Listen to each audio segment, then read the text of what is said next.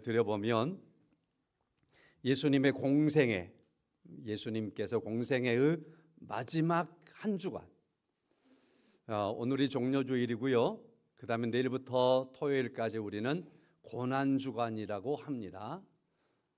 장로님 기도하신 것처럼 그래서 고난주간은 한 주간 저희들 새벽에 모두가 나와서 하나님께 예배하고 기도하며 하루를 시작할 수 있도록 할 겁니다.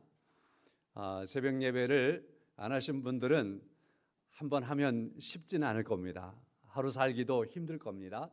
한 주간 정도는 좀 각오를 하시고 함께 참여했으면 좋겠습니다. 이렇게 고난주간 한 주간이 지나면 부활절이 되지요. 그래서 예수님께서 공생애를 부활하시고 한 40일 계시다가 승천하심으로써 마치게 되는 겁니다. 이때에 예수님은 갈릴리로부터 예루살렘까지 오셨습니다. 정확하게 몇 킬로다라고 얘기는 좀 어렵지요. 어느 지역이냐에 따라 다르니까. 그러나 예수님께서 오셨던 갈릴리에서부터 예루살렘까지 거리는 아마도 최소한 100km는 되었을 것이다. 어떤 이들은 120km를 말하기도 하고요. 자, 그 길을 예수님께서 걸어 오셨습니다. 그리고 예수님께서 이 종려주일 바로 이 무렵에 마치기 위해서 때로는 걸음을 빨리 걷기도 하시고 그러시면서 오셨습니다. 그래서 이제 예수님께서 예루살렘에 오셨는데 종려주일에 예루살렘에 입성하는 겁니다. 이따가 말씀을 드리려다가 생각이 나니까 먼저 말씀을 드리겠습니다. 우리 성도님들에게 좀 바라는 것이 한 가지가 있습니다. 그건 뭐냐면 예배 시간에 조금 빨리 나오십시오. 예수님께서는 120km가 되는 거리를 늦지 않기 위해서 예수님께서 발걸음을 재촉하셨다고요. 지치셨겠지만 그렇게 예수님께서 발걸음을 재촉하신 겁니다. 여러분 가까이 사시잖아요. 그러니까 주일날 아침에 한 10분씩 더 빨리 나오셔서 예배 시간 전에 기도도 하시고 또 찬송도 함께 부르시고 예배함으로 나가시는 그러한 은혜가 있기를 바랍니다. 아멘 하신 대로 될지어다. 자신 있는 건 찬양됩니다. 항상 먼저 나오니까. 오늘 본문의 말씀의 주제가 되는 이 사람들은요 1000km를 걸어왔습니다. 오늘 배경은 예루살렘이거든요. 예루살렘까지 이 사람들은 포로로 잡혀가 있다가 바벨론으로부터 이곳까지 예루살렘까지 걸어왔습니다. 최소한 1000km입니다. 그러면 그냥 보통 사람들이 빠른 걸음으로 걸어오면 45일쯤 걸린다 그래요. 그러면 45일만 걸렸겠습니까? 그때 당시에 오늘 본문에 나오는 이 사람들은 한 5만 명 정도가 움직여서 왔습니다. 한두 사람 같으면 빨리 올 수 있겠지만 5만 명이 함께 왔다면 이것은 석 달, 넉 달 걸렸을 수도 있습니다. 이렇게 먼 거리 예루살렘까지 온 이유는 예루살렘에 가서 저기 10절 말씀에 건축자가 여호와의 성전의 기초를 놓을 때에 제사장들은 예복을 입고 나팔을 들고 아삽 자손 레위 사람들은 제금을 들고 서서 이스라엘 왕 다윗의 규례대로 여호와를 찬송했다. 하나님을 예배하며 하나님을 찬송하기 위해서 이 먼 길을 마다하지 않고 왔습니다. 그래서 하나님께 예배를 드리는 거예요. 여러분 다시 돌아갑니다. 예배 시간에 좀 빨리 나오십시오. 주일날 조금씩 빨리 나오세요. 그래서 우리가 함께 예배할 수 있기를 간절히 원합니다. 파장에 나오듯이 나오지 말고 그 이전에 나오시기 바라요. 제가 어렸을 때 보니까 저희 아버지가 소를 가지고 소를 팔려 나가는데 새벽 3시에 나갑니다. 여러분 하나님께 예배하는데 좀 빨리 나가는 그러한 습관들을 오늘 종려주의를 기점으로 해서 한 번쯤 회복해 보시기를 바랍니다. 귀한 말씀 드린 거예요. 자, 그리고 예수님께서 이제 예루살렘에 들어가실 때에 사람들은 그렇게 종려나무 가지를 꺾어서 깔고 앞서거니 뒤서거니 하면서 호산나 찬송하리로다 하며 주님을 찬송을 하는 겁니다. 예수님께서는 그때 나귀를 타셨습니다. 나귀를 타셨어요. 보통 옛날에 군주들은 백마를 탔습니다. 이 백마는 전쟁을 상징하지요. 그러나 예수님께서 나귀를 타셨습니다. 나귀는 평화를 상징합니다. 세상의 왕들은 전쟁을 통해서 왕이 되고 집권자가 되는 것이었지만 예수님께서 종려주일에 예루살렘에 입성하심으로 나귀를 타셨다라고 하는 것이 우리에게 가르쳐주는 상징은 평화의 왕으로서 예루살렘에 입성하셨다라는 모습입니다. 만왕의 왕 예수께서 왜 고초당하셨나? 우리 주님께서 평화의 왕이신데 고초를 당하신 겁니다. 자, 그래서 이날을 우리는 기념하면서 이와 같이 종려주일로 지키고 있습니다. 종려주일, 주님께서 나귀를 타고 예루살렘 성에 들어가셔서 성전에 가셨습니다. 가서 보니까 성전이 깨끗하지가 않습니다.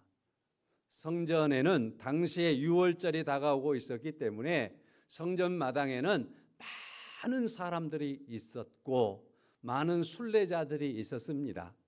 그들이 성전에서 짐승을 파내요. 돈을 바꾸네요. 자, 그러는데 이득을 취하기 위해서 사람들이 소리를 지르면서 이와 같은 일들을 하고 있습니다. 주님께서 보실 때에 마치 시장처럼 보였습니다. 성전 마당이 시장이 되어 있었습니다. 이득을 보려고 하는 사람들의 마음들이 거기에서 막 작용하는 것을 주께서 보셨습니다.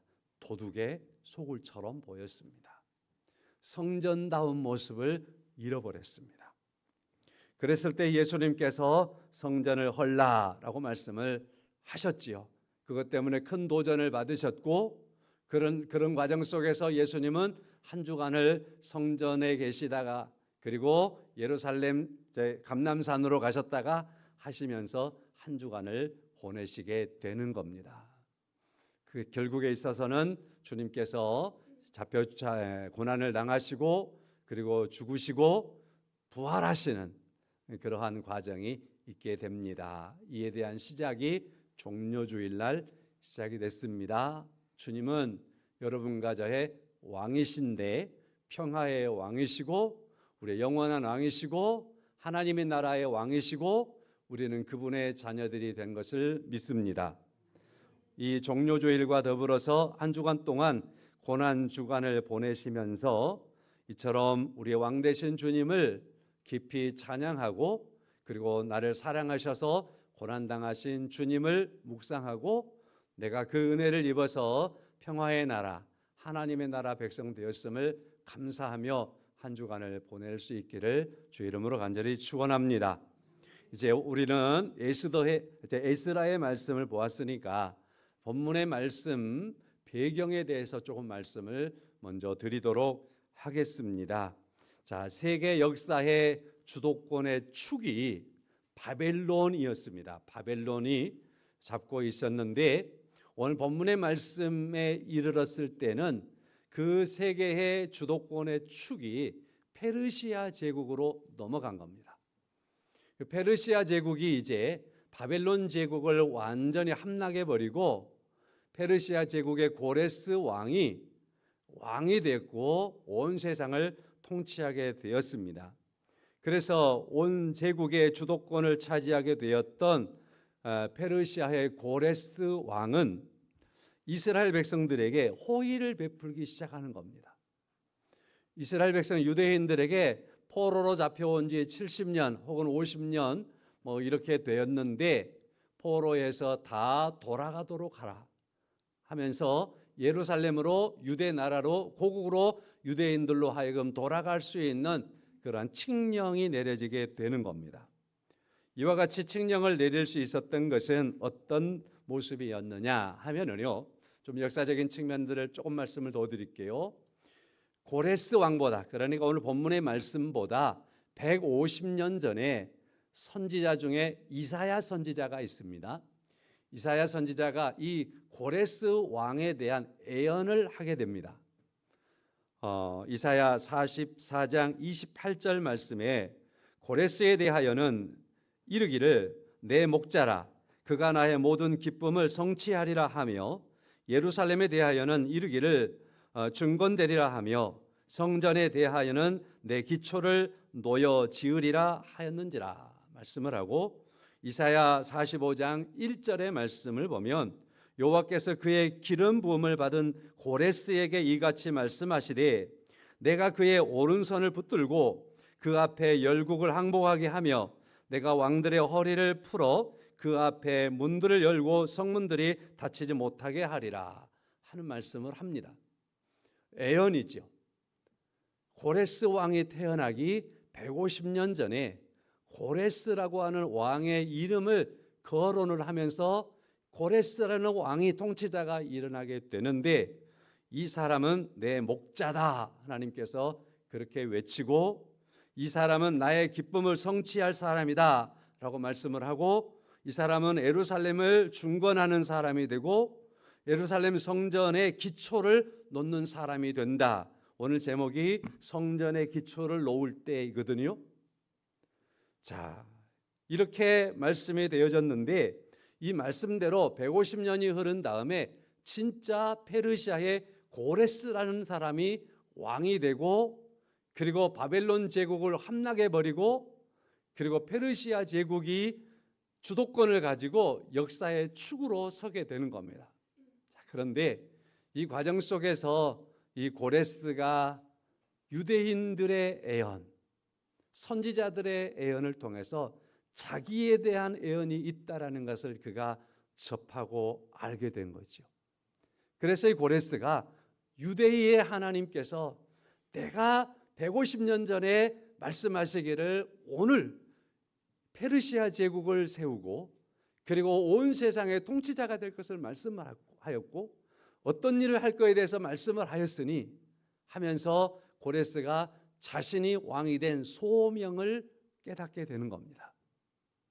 그리고 그 소명 안에서 유대인들을 다 돌려보내면서 예루살렘에 가서 저 바벨론이 예루살렘의 성전에 있는 성물들을 전부 도둑질해 왔는데 그것들 다 돌려보내면서 예루살렘에 가서 성전을 다시 짓고 그 성물들을 가지고 여호와 하나님을 예배하라고 하는 그러한 명령을 내려주는 겁니다. 여러분 어제 성경을 읽을 때에 역대하 36장을 읽으셨을 겁니다. 마지막 두 절 22절과 23절 말씀에 이렇게 말씀하죠. 바사의 고레스 왕 원년에 여호와께서 예레미야의 입으로 하신 말씀을 이루시려고 여호와께서 바사의 고레스 왕의 마음을 감동시키시며 그가 온 나라에 공포도 하고 조소도 내려 이르되 바사 왕 고레스가 이같이 말하노니 하늘의 신 여호와께서 세상 만국을 내게 주셨고 나에게 명령하여 유다 예루살렘에 성전을 건축하라 하셨나니 너희 중에 그의 백성된 자는 다 올라갈지어다. 너희 하나님 여호와께서 함께 하시기를 원하노라 하였더라. 고레스 왕이 자기에게 어떤 사명을 하나님께서 주었는가 하는 것을 깨닫고 알게 되어서 그가 이렇게 명령을 하는 겁니다. 공포를 하는 겁니다. 그리고 조서를 내리는 겁니다. 그러면서 모든 유대인들은 다 돌아가라. 그리고 예루살렘에 성전을 건축하라. 그렇게 명령을 내려주었더니 한 번, 두 번, 세 번에 걸쳐서 유대인들이 포로 생활을 접고 예루살렘에 가서 성전을 짓겠노라고 하면서 예루살렘을 향해서 바벨론으로부터 1000km 이상 된 거리를 이동해서 예루살렘까지 가는 겁니다. 무려 3차에 걸쳐서 10만 명에 이르는 사람들이 그렇습니다. 오늘 본문의 배경이 되는 이때는 1차 귀환자들입니다. 약 4만 9천여 명이 되는데요. 이 사람들이 예루살렘에 이렇게 걸어서 몇 개월에 걸쳐서 도착을 했습니다.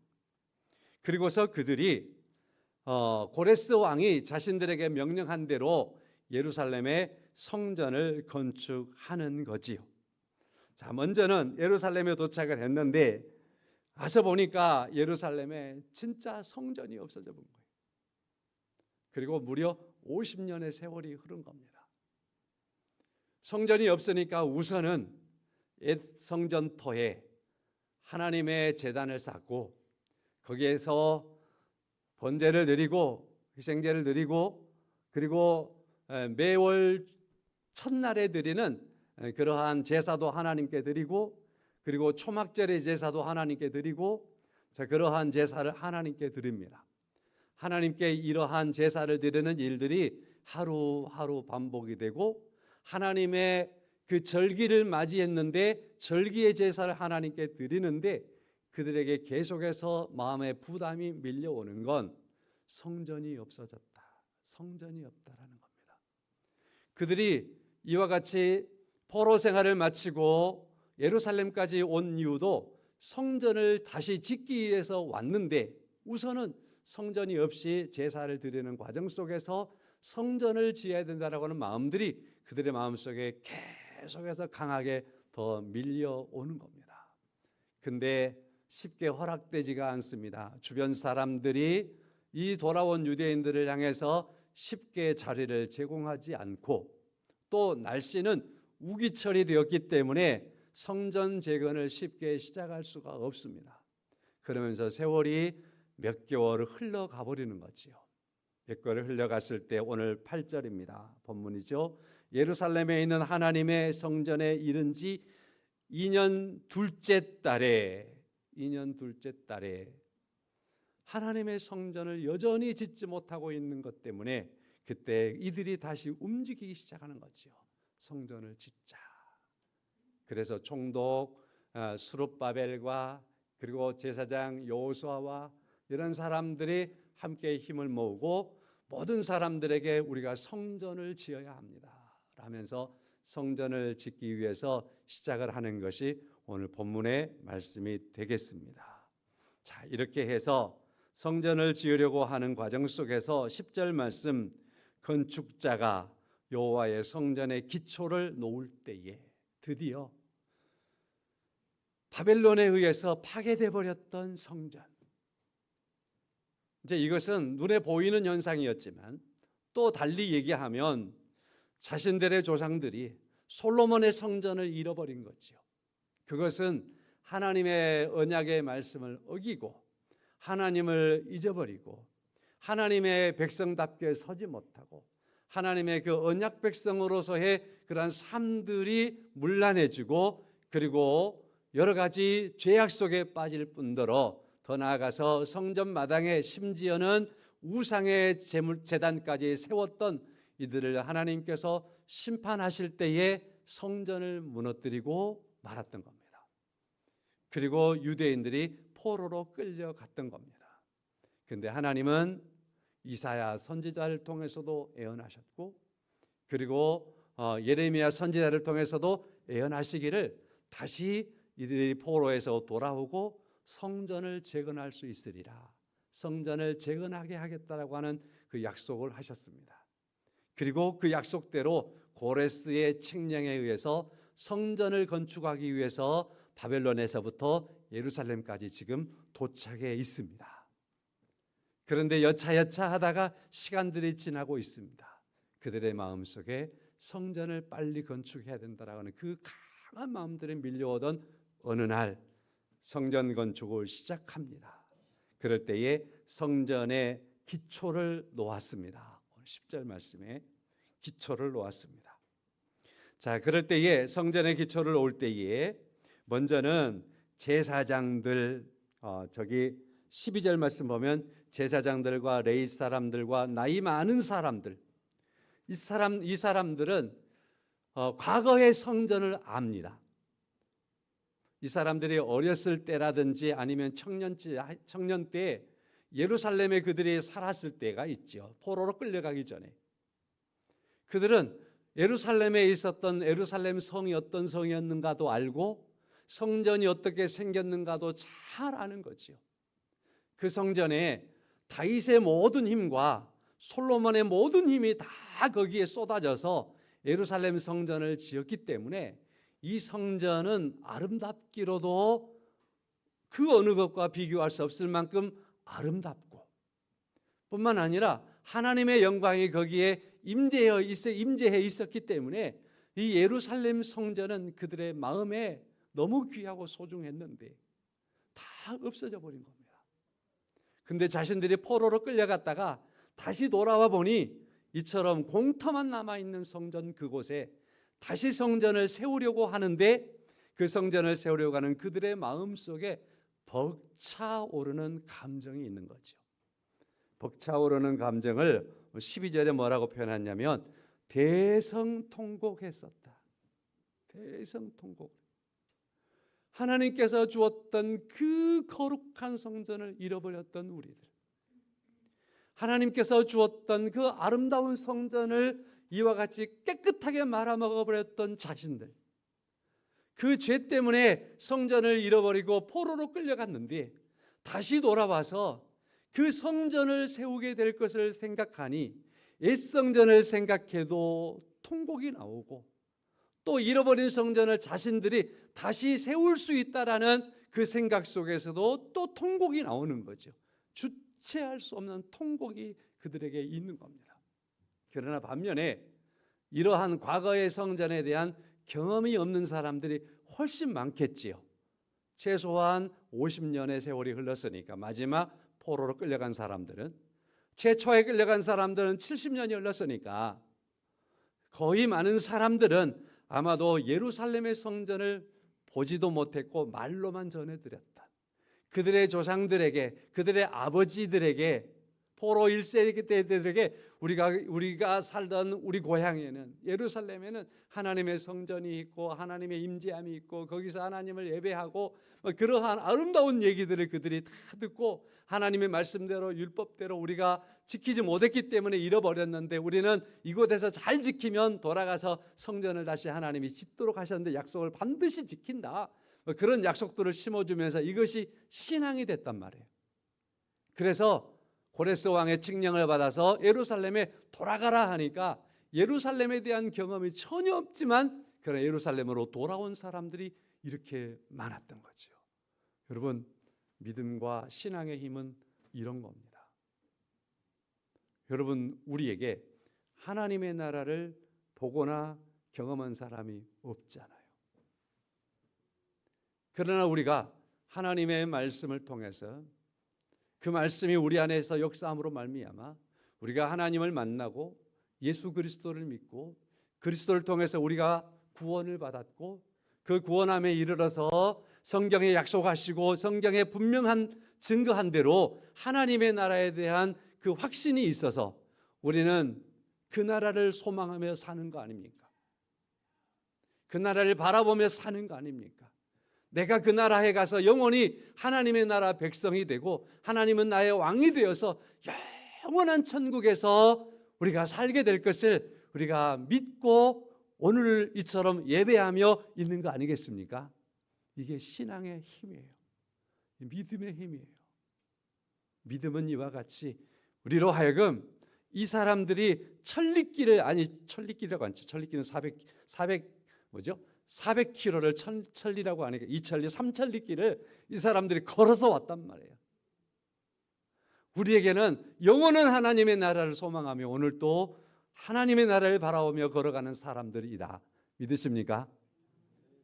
지쳐도 힘들어도 하나님의 앞에 서기를 바라며 소망하며 믿음의 길을 갈 수 있기를 주의 이름으로 간절히 축원합니다. 그들이 진짜로 돌아와서 성전의 기초를 놓는 거예요. 10절 말씀에 다시 성전 기초를 놓을 때, 성전 기초를 놓는 거예요. 12절 하반절 말씀에 여러 사람은 기쁨으로 크게 함성을 지르기 시작하는 거예요. 잃어버린 성전을 우리가 짓습니다. 성전의 기초를 놓습니다. 성전의 터를 다시 닦습니다. 자, 이것이 그들에게 흥분이 된 거예요. 이것이 그들의 신앙의 기대가 되는 거예요. 성전을 다시 지을 수 있다라는 그 사실이 그들에게 너무 감격이 된 거예요. 그래서 이날 음성이 두 가지가 나타나는 거예요. 한 가지는 대성 통곡하는 사람들의 소리가 있고, 또 한 가지는 찬양하는 사람들, 크게 소리는 지르는 사람들이 있는 거예요. 이 감격에 벅차서 지칠 줄 모르고 소리를 지르는데, 찬양을 하는데, 그 표현이 13절 마지막 절에 있네요. 백성이 크게 외치는 소리가 멀리 들리므로 즐거이 부르는 소리와 통곡하는 소리를 백성들이 분간하지 못하였더라. 성전 기초를 놓던 바로 그날, 그 감격에 의해서, 아쉬움에 의해서, 하나님 앞에 죄송함에 의해서, 그리고 다시 성전을 지을 수 있다라는 기대 속에서 대성통곡을 하는 사람들이 있고, 자신들이 성전을 이처럼 다시 지을 수 있는 사람이 되었다라는 것을 그 부모들을 통해서 신앙의 유전을 가지고 하나님을 믿기에 하나님의 성전을 짓겠다라고 하며 시작되는 이 젊은이들의 찬송의 소리, 함성의 소리가 이날 있었던 겁니다. 이 말씀을 묵상하면서 교회에 있어야 될 소리가 무엇인가 하는 생각을 하게 됐죠. 저는 우리 교회 안에 회개의 소리, 그죠? 회개의 소리가 그냥 하나님 회개합니다 이렇게 나는 소리가 아니라, 우리의 죄들을 붙잡고 내 이 죄 때문에 주님이 십자가에 죽으셨습니다. 성전된 주님이 무너졌습니다.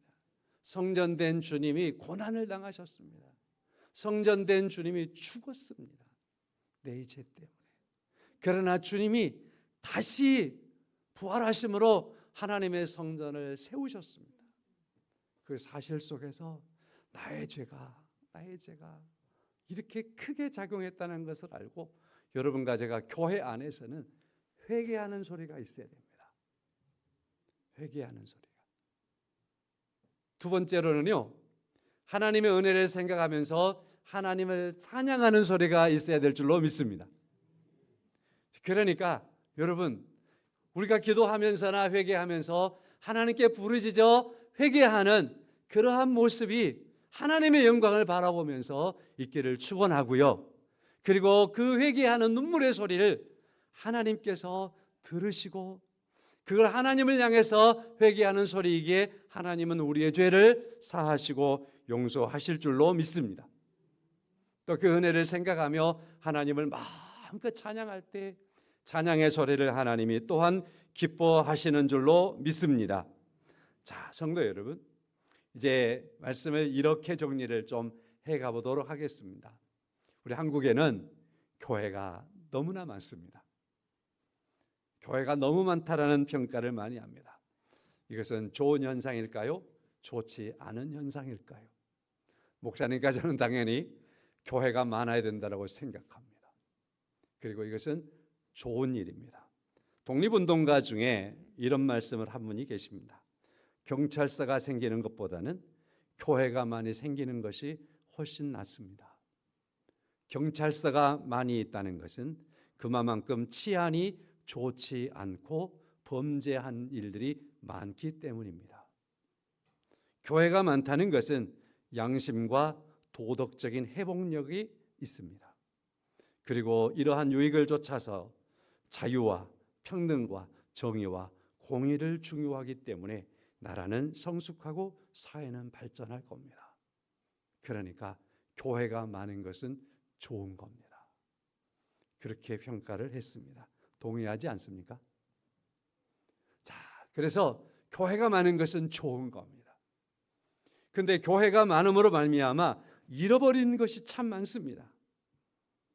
그 무엇보다도 교회의 중요성을 잃어버린 거예요. 이스라엘 백성들이 예루살렘의 성전이 그와 같이 중요한데 그 성전의 중요함을 잃어버린 것처럼 우리 한국 사회는 교회의 중요성을 너무나 많이 잃어버렸다라는 사실입니다. 예배를 마음껏 드릴 수 있고 언제든지 드릴 수 있고 항상 드릴 수 있고 항상 문이 열려져 있어서 늘 교회를 마음껏 올 수 있는 이러한 자유가 있는데 그 교회의 소중함을 잃어버리면 교회를 향해서 오는 발걸음도 멀어지고 교회 와서 예배하는 모습도 멀어지는 거죠. 북한의 지하교회 성도들은요, 교회가 없습니다.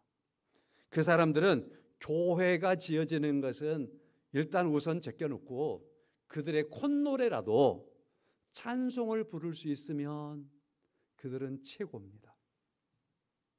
콧노래로도 찬송을 못 불러요. 마음으로만 찬송을 부르는 거예요. 그래서 북한의 지하교회 성도들은 찬송을 가사를 읽는 것으로 하는 겁니다. 부를 수가 없어요. 여러분과 저에게는 교회가 있습니다. 마음껏 하나님을 찬송할 수 있습니다. 얼마나 귀한 겁니까? 그러나 그 귀한 것을 귀한지 모를 수가 있습니다. 중국에 파송되어서 20여 년간 사역했던 친구 선교사가 있습니다. 그런데 최근에 추방을 당했습니다. 그가 20여 년 동안 사역하면서 세웠던 교회는 철거됐습니다. 전도했던 성도들은 흩어졌습니다. 지금은 그들이 어디에 있는지도 모릅니다. 그리고 이 선교사는 사역지가 없습니다. 또 다른 친구가 있습니다. 최근에 소식을 들었습니다. 이 친구는 아직 중국에 남아 있습니다. 그러나 선교사라고 하는 명함은 지웠습니다. 사업가로 있습니다. 선교 활동은 입 밖에도 내보지 못하고 있습니다. 언제 길이 열리려나? 언제 예배 드릴 수 있으려나? 선교 사역을 언제 할 수 있을까? 교회를 언제 세울 수 있을까? 그렇게 바라고 소망하며 기도만 하고 있습니다. 한국에 교회가 많다는 것, 여러분과 저에게 이와 같이 교회가 있다라고 하는 것, 우리에게 얼마나 귀하고 소중한지 모릅니다. 베트남에 갔을 때 일입니다. 우리 그쪽에 가서 사는 우리나라 사람이 우리 앞에 섰습니다. 그가 이런 얘기를 합니다. 우리가 목회자라고 하니까 한 가지만 부탁하겠습니다. 저희들이 베트남이라고 하는 이 나라에 와서 사는데 예배를 드릴 수 있도록 공식적으로 허락되지 않습니다. 그래서 천주교의 어느 공간을 빌려서 주일날마다 모여서 한 4, 50명이 예배를 드리고 있습니다. 그 예배당 뺏겨버리지 않도록, 그 예배당 취소당하지 않도록 기도만 해주시면 됩니다. 그러면 저희들은 예배를 쉬지 않고 드릴 겁니다. 성도 여러분, 예배당이 있는 것, 성전이 있는 것, 얼마나 귀하고 아름다운 일입니까? 여러분과 저에게 이와 같이 보화보다 귀한 하나님의 교회가 있는 것을 귀하게 여기며 하나님의 자녀된 삶들을 살아갈 수 있는 여러분과 제가 될 수 있기를 축원합니다. 그런 교회에 10분 빨리 오세요. 10분 빨리 오시라고요.